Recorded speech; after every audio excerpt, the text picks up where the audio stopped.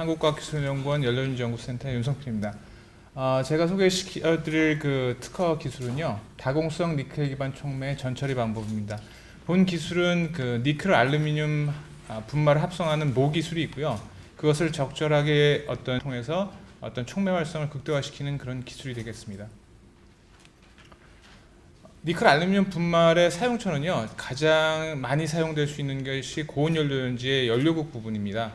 그래서 지금 현재 그 가장 상용화에 근접하고 있는 MCFC를 예로 들면요, 물론 SOFC 연료국에도 사용할 수 있습니다만 아직은 SOFC는 이렇게 상업적으로 많이 진보되어 있지는 않고요. 현재 R&D가 많이 진행되어 있는 상태고, MCFC 같은 경우는 현재 시장에 진입해서 어떤 매출을 발생시키고 있고, 실제적으로 이제 실증이나 또는 운전 중에 있습니다. 그래서 이와 같은 MCFC 상황을 보면 미국 FC가 지금 현재 전 세계적으로 한 100메가와트 이상 가동 중에 있고요. 판매 및 가동하고 있고, 그 다음에 1.2메가, 한 2.8메가, 5.6메가로 시스템 라인업을 구성하고 있습니다. 국내에서는 포스코 파워로 되어 있는데 지금 포스코 에너지로 개명이 됐죠. 포스코 에너지가 FC하고 기술을 제휴해서 연간 50메가와트급 스택 및 시스템 생산 공장을 가동 중에 있고요. 국내는 40메가와트, 지금 현재는 거의 한 100메가와트를 포스코 에너지에서도 하고 있습니다. 그 다음에 역시 FC하고 마찬가지로 1.2, 2.8, 5.6메가와트 라인업을 구축하고 있습니다. 현재 포스코 에너지 같은 경우에는 시스템 국산화를 완료하고 있고요. 특히 스택 중에서도 이제 구성 요소 소재 부분의 국산화를 지금 치중하고 있습니다. 그래서 그와 관련해서 지금 저희가 개발한 니켈 알루미늄 분말을 이쪽에서 사용할 수 있는 어떤 그 계기가 될 수 있을 것이라고 저희가 생각하고 있고요. 시장 예측을 한번 보면은 포스코 에너지 쪽에서 제시하는 건 2020년도에 한 510메가와트 정도의 어떤 국내에서만 그 수요가 있을 것이라고 판단하고 있고, 특히 그 중에 발전 설비로만 따지면 국내가 한 2020년에 한 21억 달러 정도, 그 다음에 9개 수준까지 다 합치면 한 1200억 달러 정도를 예상하고 있습니다. 이와 같은 그 시장 중에서 사실 그 저희가 개발한 그 분말 소재가 과연 어느 정도의 포션을 차지할지를 한번 추측한 결과인데요. 보시면 이제 MCFC 같은 경우에 지금 시장 진입은 돼 있지만 실제적으로 완전하게 상용화되어 있지는 못합니다. 그 가장 큰 이유가 가격 부분인데요. 지금 현재는 이게 킬로와트당 한 3,000불로 저희가 알고 있습니다. 사실은 타겟 목표인 1,500불 근처로 내려와야 되는데 현재는 이와 같은 가격 저감을 위해서 많은 연구가 진행되고 있는 상태입니다. 그 중에서 이제 스택 부분을 보면 시스템 전체에서 한 3분의 1 정도로 스택 부분에 가격 비중이 포함되어 있고요. 그 스택 중에서 다시 브레이크다운해서 보면은 여러 가지 구성 요소 중에 연료국이 한 4분의 1 정도를 담당하고 있습니다. 그러니까 구성 요소 소재치고는 상당히 많은 부분을 차지하고 있고요. 상당히 중요한 구성 요소 소재 중에 하나입니다. 그러니까 전체적인 시스템 판매나 이런 시장 예측 부분에서 이 연료국 분말 소재 하나만 보면 한 10분의 1 정도로 예상하시면 될 겁니다. 그러니까 상당히 큰 시장이고요.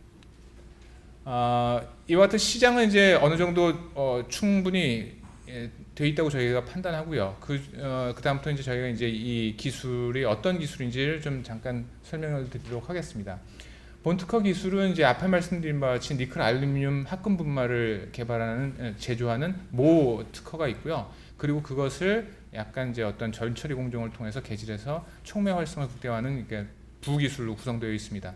모 기술을 잠깐 다시 한번 확인해 보면, 저희 키스트가 이제 그 니켈 알루미늄 합금 분말을 제조하는 원천 특허를 가지고 있고요. 이 특허의 장점은 기존에 있는 고온에서 합금을 시키는 것보다 상당히 낮은 온도에서 저희가 합금화를 시킵니다. 이게 가격 부담이나 이런 면에서 상당히 그 분말 소재 가격을 낮출 수 있는 요인이 되고요. 그래서 600도씨 근처에서도 이제 니켈 알루미늄 합금 분말을 저희가 제조할 수 있고, 특히 이 기술은 어떤 형상에 구애받지 않습니다. 그러니까 기존에 있는 니켈 합금 분말의 경우에는 니켈과 알루미늄을 같이 용융시켜서 분무해서 이제 입자 상태로 만들게 되는데, 아토마이즈법이라고 하죠. 그와 같은 기술을 쓰는데 그 경우에는 대부분 이제 구형 분말만을 제조할 수 있게 됩니다. 근데 본 기술 경우에는 애초 가지고 있던 니켈 분말의 어떤 형상에 구애받지 않고 어떠한 형태의 분말이든지 저희가 니켈 알루미늄 분말로 변화시킬 수가 있습니다. 그와 같은 형태로 해서 저희가 니켈 알루미늄 분말을 제조할 수 있는 기술을 가지고 있고요. 그 다음에 그 니켈 알루미늄 분말에 대해서 적절한 어떤 그 전처리, 예를 들어서 부분산화 공정을 진행하게 되면 니켈 분말의 표면 흔적을 극대화시킬 수 있습니다.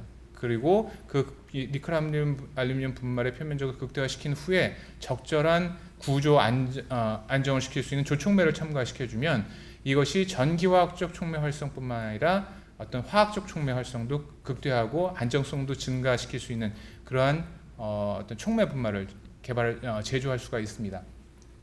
그래서 보시는 그림에서처럼 니켈 알루미늄 분말에다가 어떤 열처리를 통해서 이제 니켈과 이제 알루미늄 소재에 따라서 니켈 알루미늄 분말을 만들고요. 이 분말에 대해서 부분산화 공정, 예를 들어서 뭐 팍스 분이 파셜 옥시데이션 한다든지 아니면 스팀 리포밍 파셜 옥시데이션 SPAX라고 저희 부르는데 그와 같은 공정을 통해서 표면을 개질하면 니켈의 반응 면적이 극대화됩니다. 그리고 거기에 이제 구조 조촉매 안정화 조촉매를 첨가하게 되면 이 촉매 자체가 어떤 활성 자체가 극대화되는 그런 촉매를 제조할 수가 있습니다.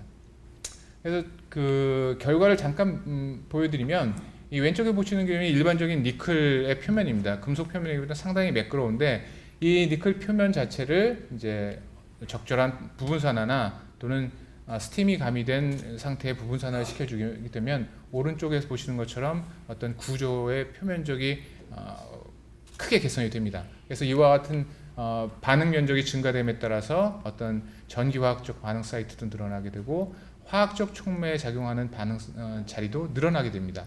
근데 이제 문제점이 이제 요와 같은 것들이 기존의 것들은 이제 단시간 안에 이런 활성들이 저하되는 문제점을 가지고 있는데 본 특허에서 아주 적절한 구조 조촉매를 사용할 경우에는 이런 구조적인 안정성도 증가시킬 수 있는 것을 저희가 확인할 수 있었습니다.